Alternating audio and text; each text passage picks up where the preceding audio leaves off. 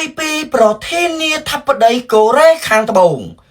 បានចេញសារព្រមានចំទៅកាន់រដ្ឋាភិបាលក្រុងភ្នំពេញដែលដឹកនាំដោយត្រកូលហ៊ុនឥឡូវនេះ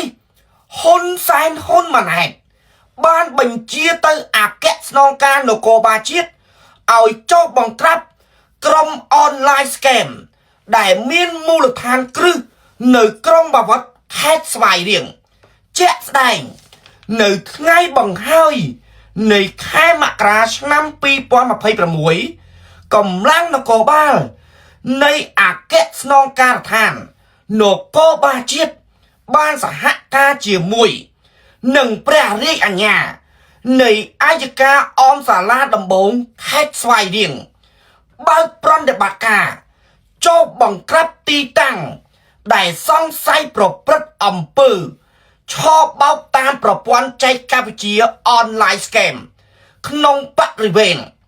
អគារកាស៊ីណូវ៉ាន់ឆាំង A7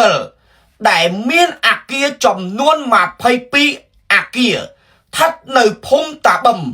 សង្កាត់គិតបាវិតក្រុងបាវិតខេត្តស្វាយរៀងហើយបានប្រើប្រាស់កម្លាំងជំនាញរហូតទៅដល់700នាក់និងសមត្ថកិច្ចបានឃាត់ខ្លួនជនបរទេសចំនួន2044នាក់ក្នុងនោះមានជនជាតិចិន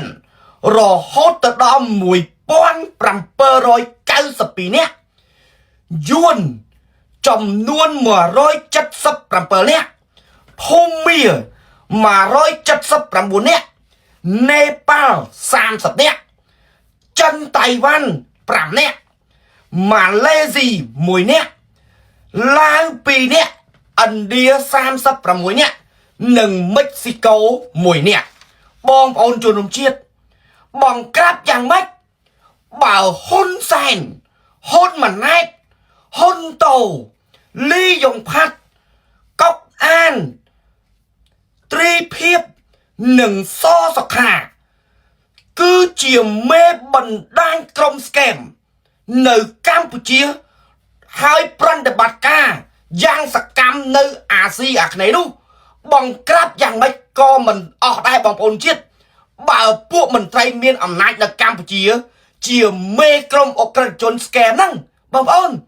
បើចង់បង្ក្រាប scammer ឲ្យអស់ពីប្រទេសកម្ពុជា